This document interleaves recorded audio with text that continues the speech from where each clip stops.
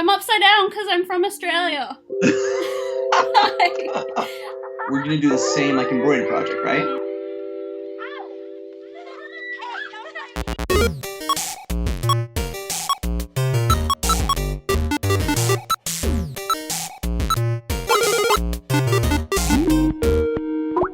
Hi from Australia. We're upside down here. Oh, I'm gonna faint. Oh no. I'm from America. I just hang upside down. Yeah. Hello. Hey shmoxxddd. Hello. Hey Bryan. How's it going? What are we doing here? Well, today it's gonna be DIY versus DIY. Oh, cool. I've just decided on the. That's what I'm You gonna just decided on the name. It's cool. I'll roll it. We've decided on an image. I found an image of a peony. Peony. It's a peony? It's a really puny flower. It's just peony. So we're both going to try and embroider a peony from our reference image, and we're both going to do it on some denim. I am a beginner at embroidery, I would say, and I would say that you are a little bit better. I'm definitely no expert, but you're like a level above at least. Okay, so we're gonna do the same project, but when we both finish, we're gonna get back on Skype, we're gonna compare them, see how the other one did, and we're also going to record the process that we both use to do our inversions. Yeah. That sounds perfect. And we're gonna record that to show you guys, so that you can do it for yourself.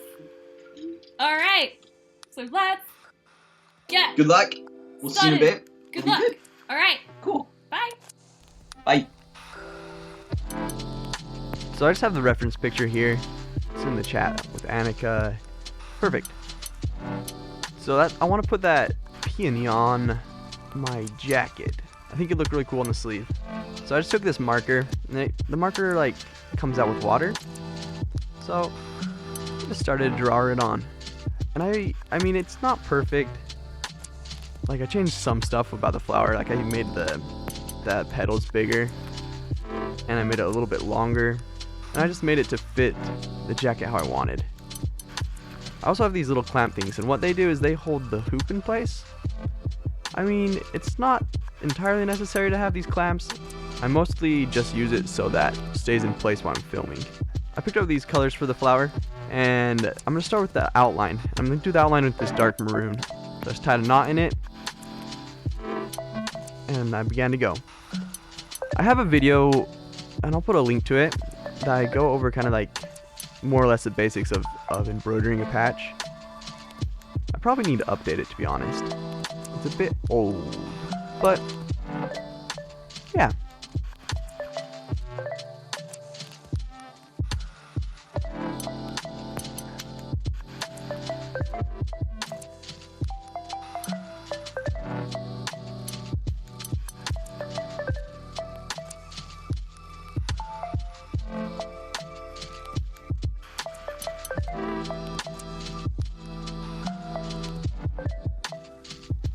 So after I got the outline done, I wanted to do all the green with like a chain stitch.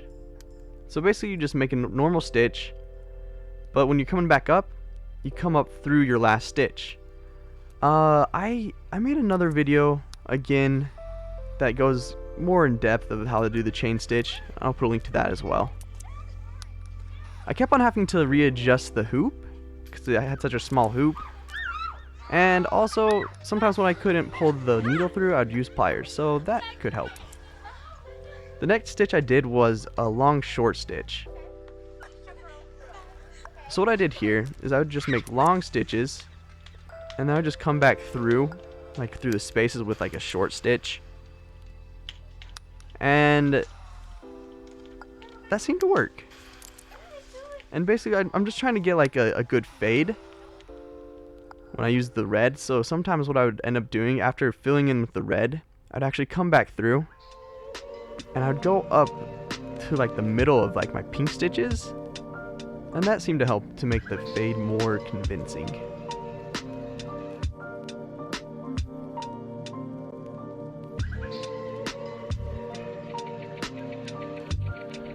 Once I got done with all the red, I came in with the dark maroon, and I did kind of the same thing. I just brought the fade up a little more. And onto the chain stitch.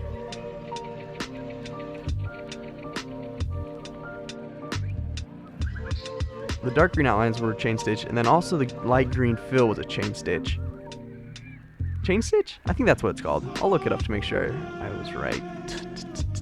But when doing the leaf, I would generally start from the outside of the leaf and do some chain stitches in and end in the middle of like the leaf where the crease would be. And then I did it on the other side. And I really liked how that looked. I think it gave it some dimension.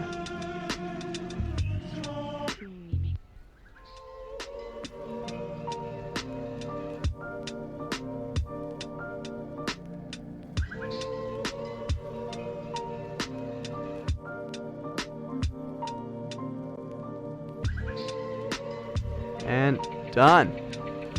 Check the inside, make sure it doesn't look too horrendous. It's not too bad. Hopefully I just don't like snag it when I'm putting my arm in the sleeve. But looks good. Time to call Annika. Hello again. What's up? Hi. Let's go. So I have finished my shorts. It took 18 hours. How long That's did like yours where take you? I think I told it to 28 hours. Whoa, okay. So, we're going to do the final reveal. This is what mine looks like. That's what mine looks like. Whoa, yours is gigantic. No wonder it took so long. Like, look, compared to the size of my hand. What if, like, you just have really big hands, and I just have really small hands? Maybe. You wouldn't know. Maybe. Okay, so what I did... I really want to know how you did those, because I love how you did the fill on those. Oh, awesome. Okay, so what I did here was a long and short stitch. And then I did a satin stitch and a stem stitch. See, and you're, like, all good with the terminology. I'm just going to be like, I put strings and cloths and stuff. Man, the thing that was killing me about editing the footage was that I was compressing like 6 hours of my life into 10 seconds, and I was just like, no. No, same. But it was a good challenge.